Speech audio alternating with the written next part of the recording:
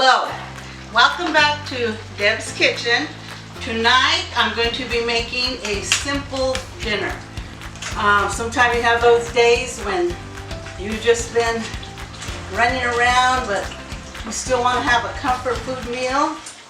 So I have 3 pounds of ground beef browning in here, and I'm going to put a little seasoning. Well, first I'm going to have some white onion and red bell pepper. I'm putting half a bell pepper and 1/4 of an onion. Let that cook in here along with my meat. So we have the oil in here. Before we drain it, I want to use the oil that's already in here to saute it. You can make, there's a lot of different ways you can make tamale pie. A lot of people make all their chili by scratch.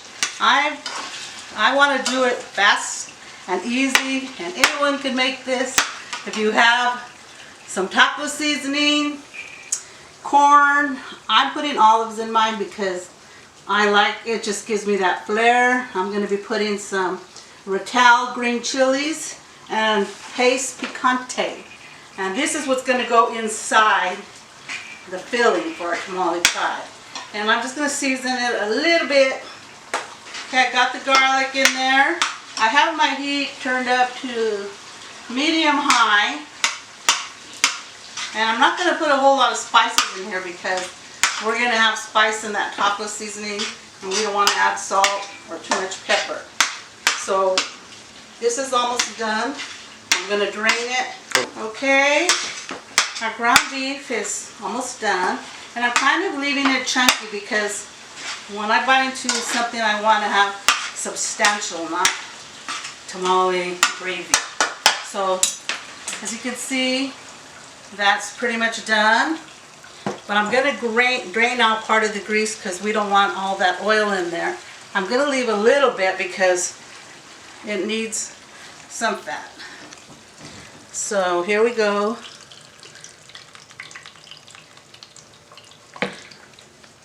And that's about good. Okay, we're back here. I just looked and I see I have more fat than I want in here, so I'm going to drain off a little bit more. Then make sure you wipe off your pan because it's going to smoke when you put it on the stove. And then we're going to add a 1/4 cup of flour because I don't want it watery. And this is going to soak up the fat that is in there already. As you can see, it's coating. Make sure all your meat's coated. And so that's done. You don't want to see any white. You want to actually cook your flour a little so you won't have that floury taste. So that's good. Now I have 2 bags of taco seasoning. You can use any taco seasoning you prefer. It doesn't really matter to me. I'm not into this brand or that brand. It's ever on sale. So I'm going to evenly put this taco seasoning on here.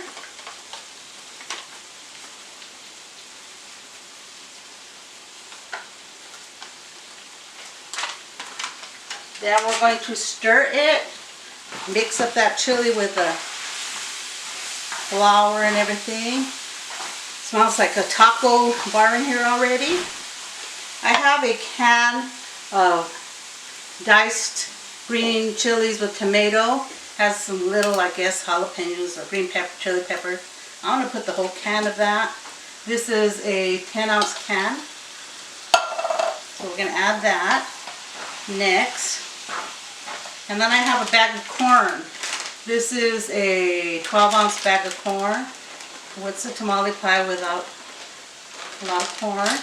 I'm going to kind of eyeball it because I don't want the corn to take over.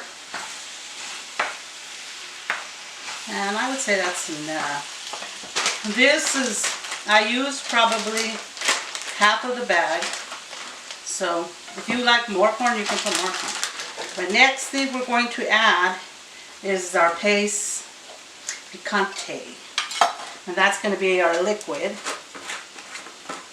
And I'm going to just fill up this can that I use. This has all the spices and good flavorings. It's a salsa, paste picante salsa.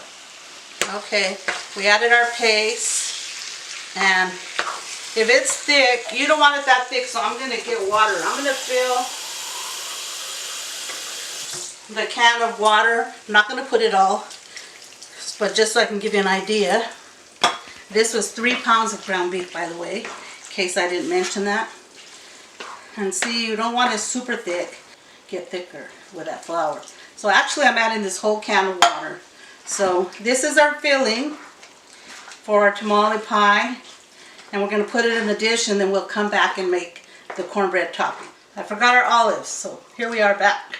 I think that the olives give it a authentic flair. Says tamale pie.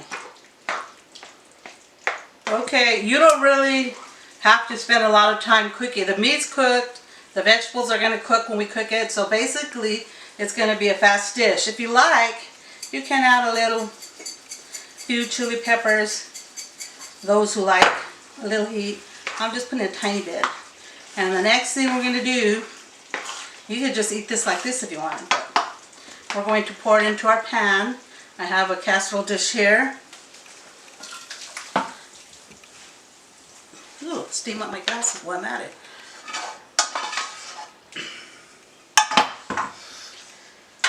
Doesn't that look yummy? Okay, well, you could eat it like I said if you wanted to right now, but we're going to make a topping for it. Okay, I have Jiffy cornbread mix. We don't need to get fancy and make homemade cornbread. This is good enough. And I'm basically going to follow the instructions for the cornbread, which calls for an egg and a 1/3 cup of milk. But since I'm doing 2 boxes, we're putting 2 eggs and 2/3 cup of milk. Probably should have a little bigger bowl, but we'll make it work. And with cornbread, when you're making cornbread, you don't want to beat the heck out of it. The instructions tells you barely to combine it, because then your cornbread is going to be all flat. You have to leave air in there. So it's okay if there's clumps. Okay, see how it's consistency? It still has clumps, and that's fine. You don't have to worry about clumps. But this is, you could put it on like this at this point. But me, I always tweak things, you know me, people. So I'm going to add a cup of cheese, make it extra yummy. And to make it more tamale pie-ish, I'm going to add some cream corn. Let's see. I'll add this and then we'll see, because I've never done this before. Okay, our topping's ready. I have some extra cheese left over. What I'm going to do is bring this over here, and I'm going to put the extra cheese. I always go fly by the fly, and since I have extra cheese, I'm just going to go ahead and put that on here. It's not going to hurt. It can only make it better, right? Cheese will make anything better. So we're going to start putting our topping on cornbread. And as you know, see the size of this pan, it's kind of thick and there's a lot of topping, so the cornbread topping on the top is going to be perfect. Make sure you get it so that it pretty much covers the whole thing. Then you're just going to spread it on. You don't even have to put it to the total ends because it's going to expand, but you just want to make sure you get it even coating. And then we're going to be ready to take it over to our oven. Okay, we're taking it over to our preheated oven, which I've preheated to 350. It's a small oven, so put it on the last rack. And I'm basically going to cook it for 30 minutes, which is what the cornbread calls for. Then we're going to check it. Okay, our 30 minutes are up, and as you can see, our casserole looks nice, smells divine. Can't wait to dig in. We always do this to our cornbread. Makes it look pretty, and at the same time it's buttering your cornbread. You don't have to do this, you know what? We probably put honey in ours too, but it looks yummy and it smells yummy, doesn't it, Josh? Yeah, can't wait.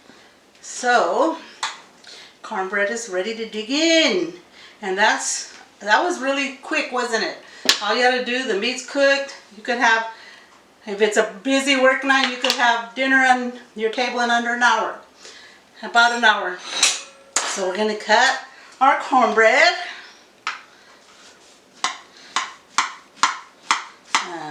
Okay, the hardest part is getting out our cornbread. You can see there's cheese in there, so it's melting and oozing. And the cornbread filling at the bottom. Okay, here we go. Going in.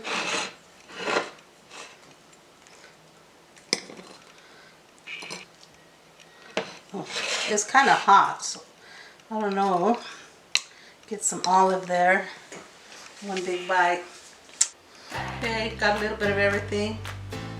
I don't want to burn myself. So we'll see.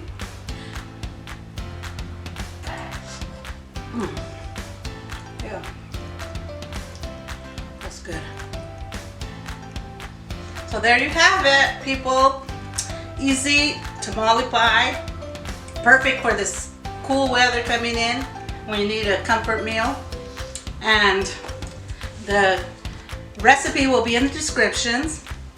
And if you like this video and you want to see more dishes from Deb's in Deb's Kitchen, don't forget to like and subscribe.